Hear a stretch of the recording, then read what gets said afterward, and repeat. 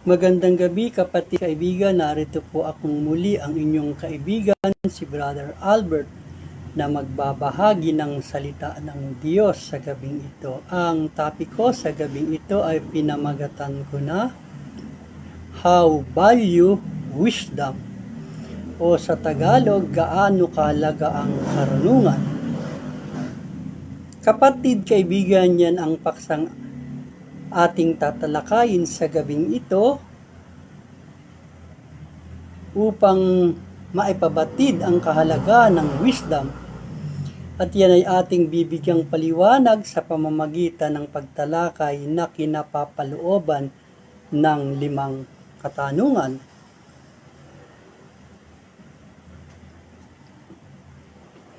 At narito ang pagkakasunod-sunod.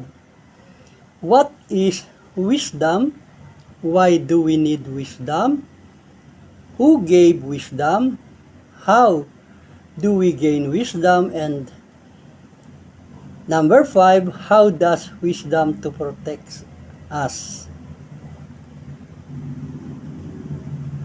Kapatid kaibigan, yan ang 5 katanungan na isa-isa nating i-discuss at sa tulong at gabay ng banal na Espiritu. Unang katanungan, what is wisdom? Yan po ang unang katanungan. Wisdom is the ability or result of an ability to think and act, utilizing knowledge, experience, understanding, common sense, and insight. Ang karunungan ay ang kakayahang mag-isip, kumilos ng wasto batay sa karanasan, kaalaman, pagkaunawa at malalim na pananaw. Yan po ang kahulugan ng wisdom. Kapatid kaibigan, yan ang kahulugan, ang explanation ng wisdom in human standard. Pero mga kapatid kaibigan, ang Biblia ay nagbigay paalala sa mga tao na kung gusto raw ng tao na maging totoong matalino ay kailangan siya'y maging mangmang sa sanglibutang ito. Alam mo ba kapatid kung bakit sinilita ito? Kasi po ang karunungan ng mundong ito ay hindi naka-align sa wisdom na nagmumula sa Diyos. Ibang-iba po kasi ang karunungan na mayroon ang mundong ito, na kung saan ang Biblia ay nagsaad ng ganito, na ang karunungan mayroon ang mundong ito ay kamangmangan lamang sa paningin ng Diyos, dahil salungat sa mga pamantayan at prinsipyo ng Diyos. Ang karunungan mayroon ang mundong ito. Ano ba ang sinasabi ng aklat ng 1 Corinthians chapter 3 verse 18 up to 19? Patungkol dito, atin pong basahin. Let no man deceive himself. If any man among you seemeth to be wise in this world, let him become fool, that he may be wise. Sino may huwag magdaya sa kanyang sarili. Kung ang sino man sa inyo ay nag-iisip na siya ay marunong, sa kapanahonang ito'y magpakamangmang siya upang siya ay maging marunong. For the wisdom of this world is a foolishness with God. For it is written, He taketh the wise in their own craftiness. Sapagkat ang karunungan ika ng sanglibutang ito ay kamangmangan sa Diyos. Sapagkat nasusulat, hinuhuli niya ang marurunong sa kanilang katusuhan.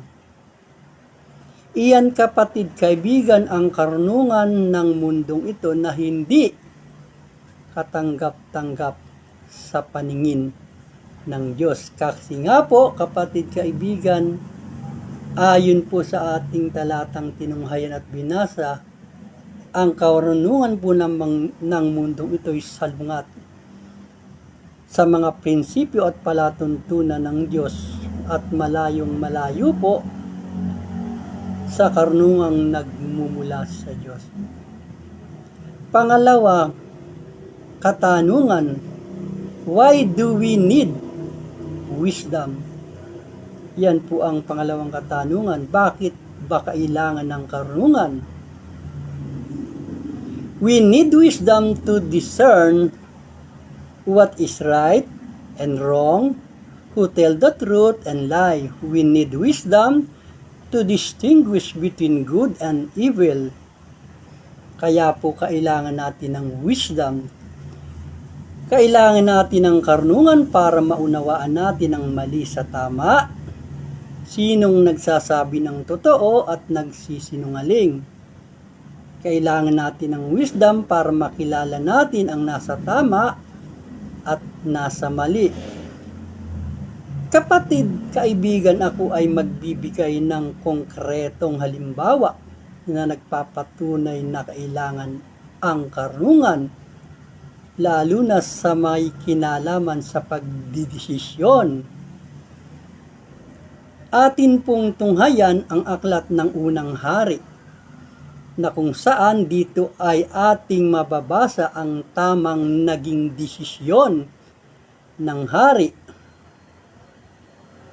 Atin pong basahin ng Unang Hari, 1 King chapter 3 verse 23 up to 28, na ganito po ang ating mababasa.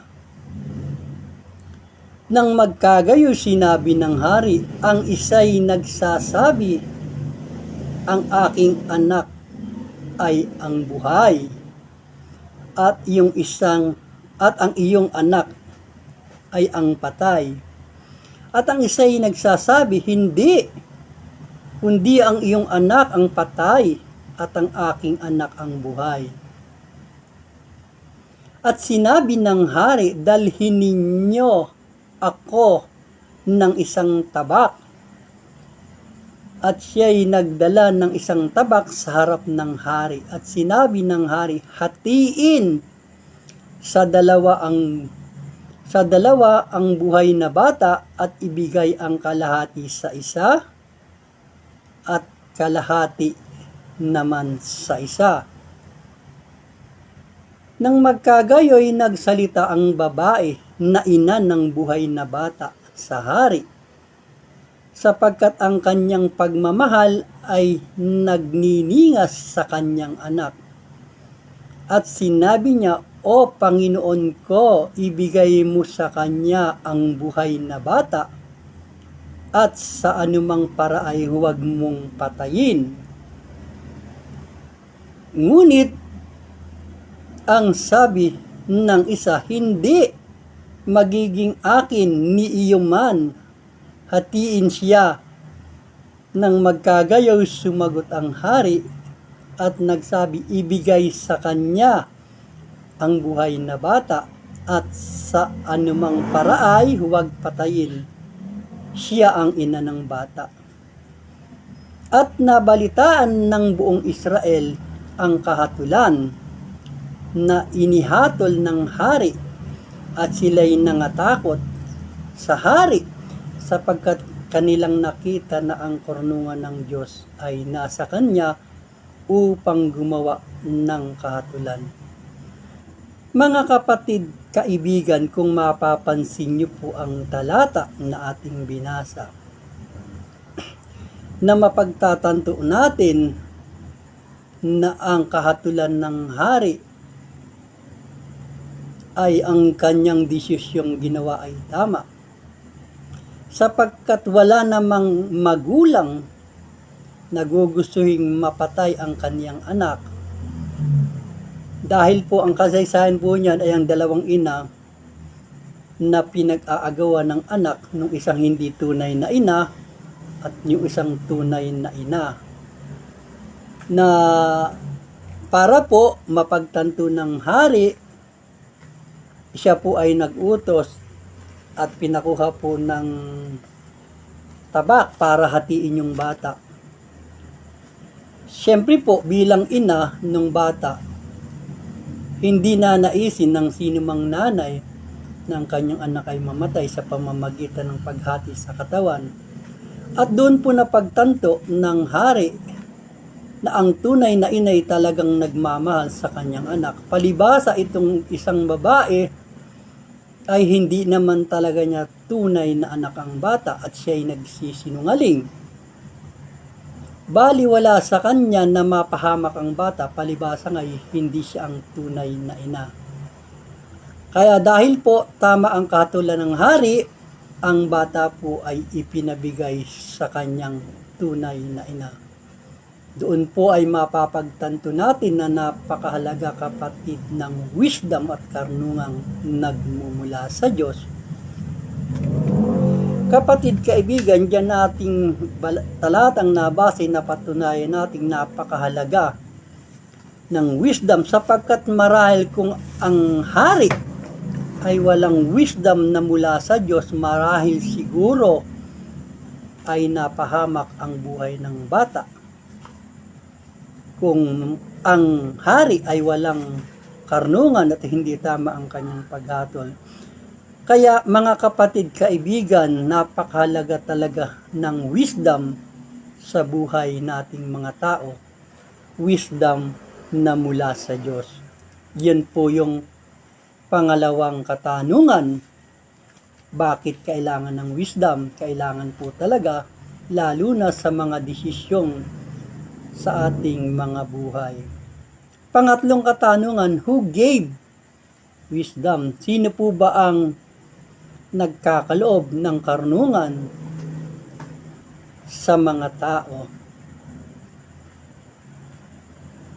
Kapatid, kaibigan, the Bible is clear, consistently point that God has ultimate giver of wisdom, knowledge, and understanding.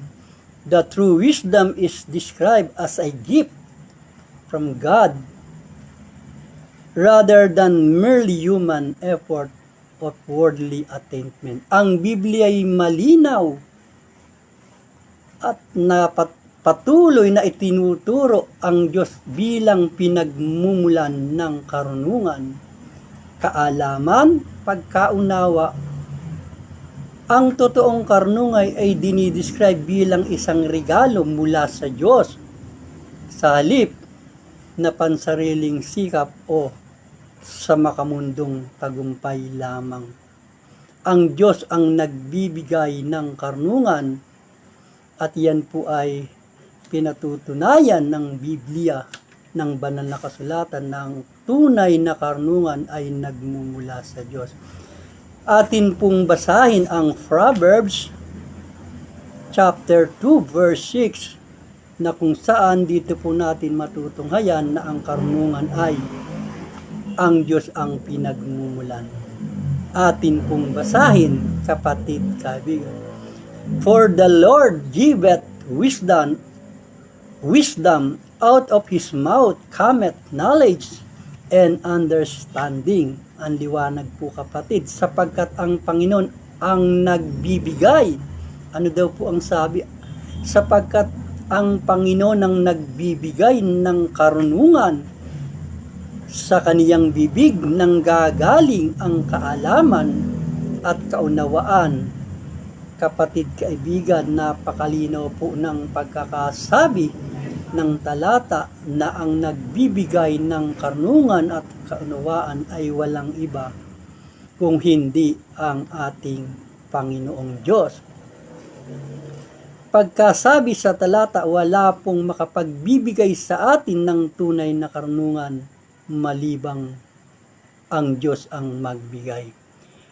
Kaya po ang sagot sa katanungan, kanino ba nang gagaling ang wisdom? Ang wisdom po ay nagmumula at nagbibigay ay ang Panginoon. Pang-apat na katanungan na ating tatalakayin, How do we gain wisdom? Paano ba magkakaroon ng karunungan? Ako po, kapatid, kaibigan, ay magbibigay ng mga hatbang kung paano magkakaroon ng karunungan. There are the following steps to gain wisdom. Ang una po ay humingi. Humingi po sa Diyos. Gaya nga po ng ating kababasa kanila, ang Diyos po ang nagbibigay. Pero kailangan po nating humingi. Ito po ang sabi, kung ang sinuman ay walang karunungan, humingi siya sa Diyos. Yan po ang sabi sa aklat ng James chapter 1 verse 5. Para po magkaroon ng karunungan, humingi daw po sa Diyos. Ang sabi po sa James chapter 1 verse 5, atin pong basahin. If any of you lack wisdom, let him ask to God, that he giveth to all men liberally, and upbraideth not, and shall be given him. Kung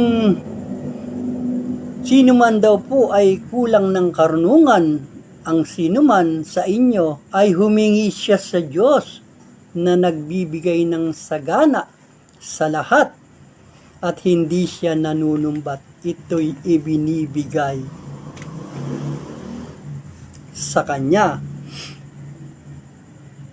Ang isang konkreto pong halimbawa nito ay ang kasaysayan ni Haring Solomon.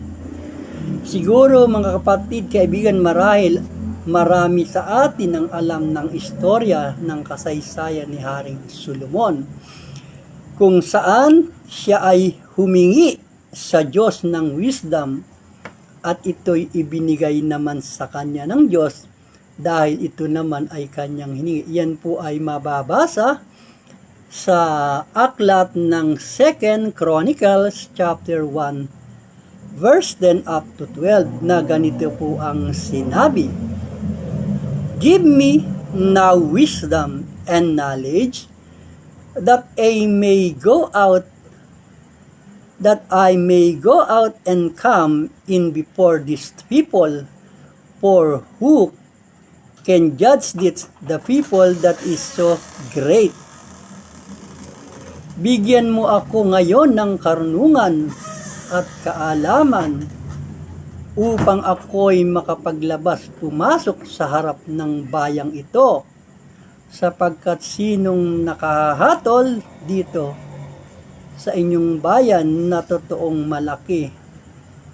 And God said to Solomon, because this was in thy heart, and thou hast not asked riches, wealth, or honor, nor the life of thine enemies, neither yet hast asked long life, but hast asked the wisdom and knowledge for thyself, that thou mayest judge my people over whom I have made the king.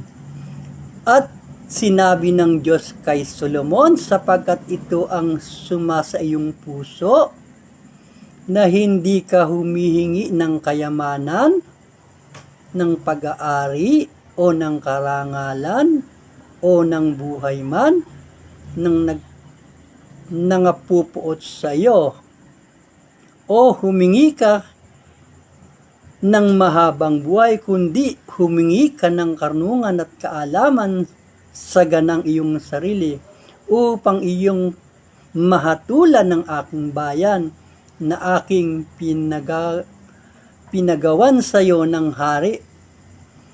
Wisdom and knowledge is granted unto you, thee, and I will give thee riches and wealth and honor, such as none of the king have had that have been before thee, neither shall there any after thee have the like.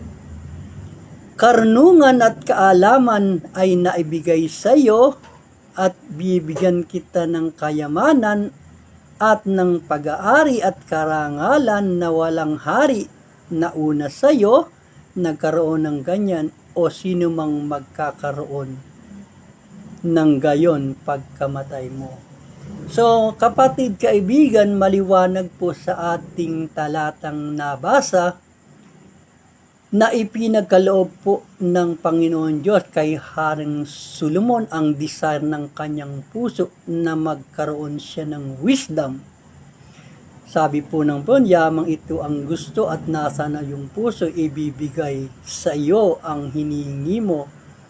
At maliban po rito, hindi lamang po wisdom ang hiningi ni Solomon. Bukod po sa wisdom ang hiningi ni Solomon, hindi lamang po wisdom ang ibinigay sa kanya ng Panginoon. Doon po sa huling parte ng tayo, bibigyan din kita ng kayamanan, din po ang sabi, at pag-aari at karangalan na walang hari na nauna sa iyo na magkakaroon ng ganyan o sino mang ay magkakaroon ng ganyang pagkamatay mo. So, ang kayamanan pong natamasa ni Solomon ay hindi pa naranasan ng haring nauna sa kanya at hindi pa rin natanggap ng mga haring susunod sa kanya. So, yan po ang sagot. Saka, yan po yung isang step na sa katanungang paano magkaroon ng karunungan. Pangalawa pong step, matakot ka sa Diyos. Yung una po ay humingi para magkaroon, pangalawa ay matakot sa Diyos. Ang sabi po ni Haring Solomon ay matakot sa Diyos kung gustong magkaroon ng wisdom. Bakit po niya nasabi? Basahin po natin ang Proverbs chapter 9 verse 10. The fear of the Lord is the beginning of wisdom, and the knowledge of the holy is understanding. Kapatid, kaibigan, napakaliwanag po ang pagkatakot daw po sa Panginoon ay pasimula ng karunungan. Ang pagkilala sa banal ay kaunawaan. So, yun din po ang isa sa hakbang para magkaroon ng wisdom, ang pagkatakot sa Panginoon. Yung pong unay humingi, ang pangalaway pagkatakot. Yun po yung dalawang step kung paano mag-gain ang wisdom. Panglima at panghuling katanungan, how does wisdom truly protect us? Yan po yung panglima at panghuling katanungan. Paano ba tayo mapoprotektahan ng karunungan? Ako po ay magbibigay ng ilang gabay kung paano ang karunungan ay makapagbibigay sa atin ng proteksyon.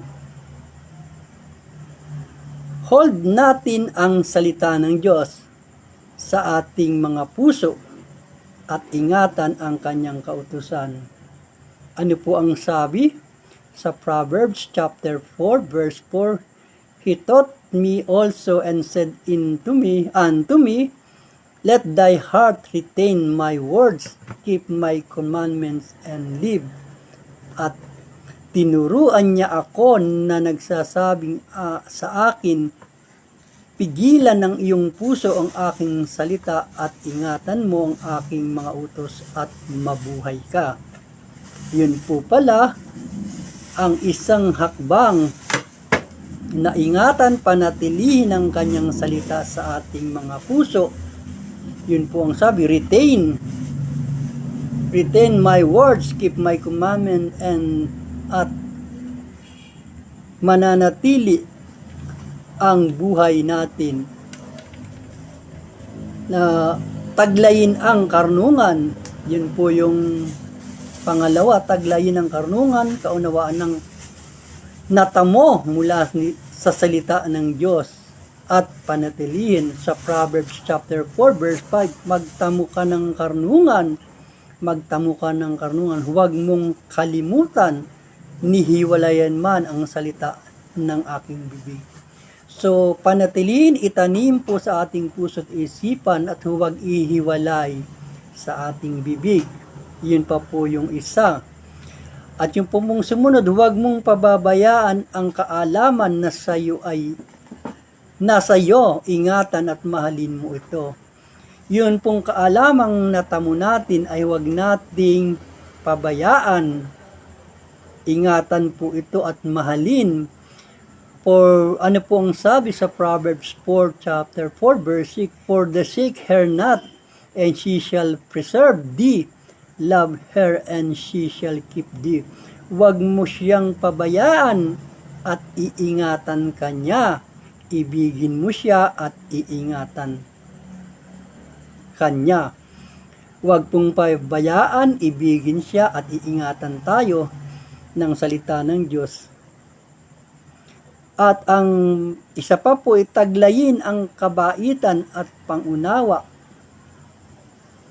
Kabait ay magbabantay sa iyo, pagkaunaway mag-iingat sa iyo.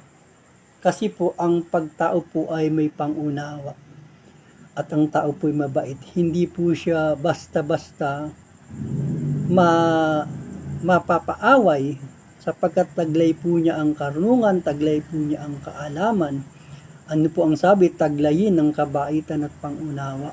Sabi po yan sa Proverbs chapter 2 verse 11 and 12. To deliver thee from the way of the evil man, from the man that speaketh froward things, upang iligtas ka sa daan ng kasamaan, sa mga taong nagsisipagsalita ng masamang bagay. Kapatid, kaibigan, yan ang 5 gabay na makatutulong sa atin para magamit na magsisilbing proteksyon sa ating yamang alam natin ang kalooban ng Diyos.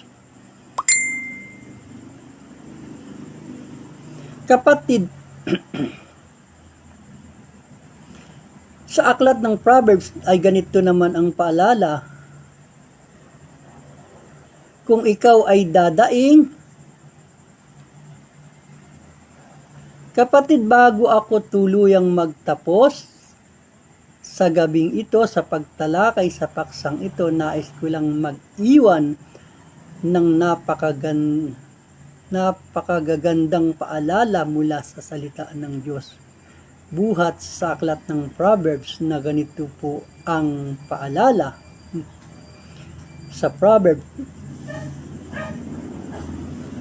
oo, kung ikaw ay dadaing ng pagbubulay-bulay at itataas mo ang iyong tinig sa pangunawa, kung iyong hahanapin siya na parang pilak at sasaliksikin mo siyang parang kayamanang nakatago, kung magkagayoy, iyong mauunawaan ang pagkatakot sa Panginoon at masusumpungan mo ang kaalaman ng Diyos.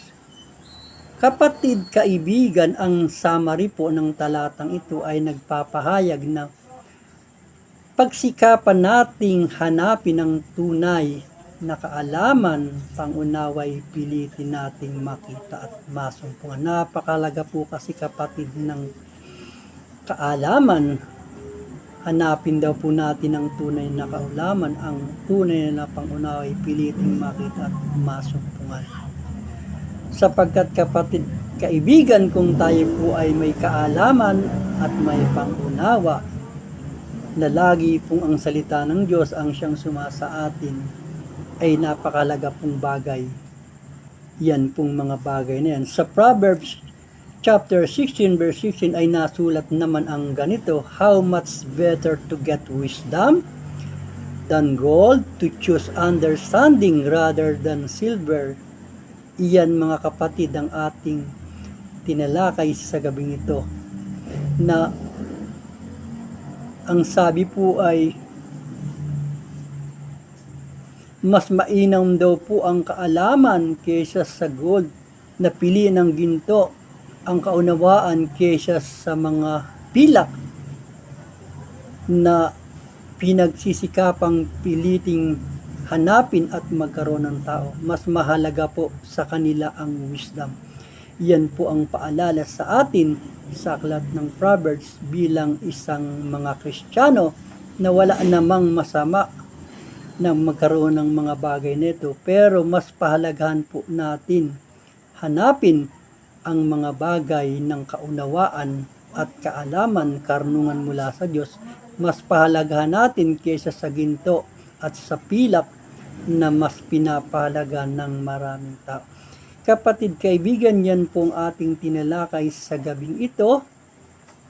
Sa oras na ito, sana kapatid, nakatulong sa inyo at nakapagbigay sa inyo ang kahalagahan ng karunungan at kaalamang nagmumula sa Diyos.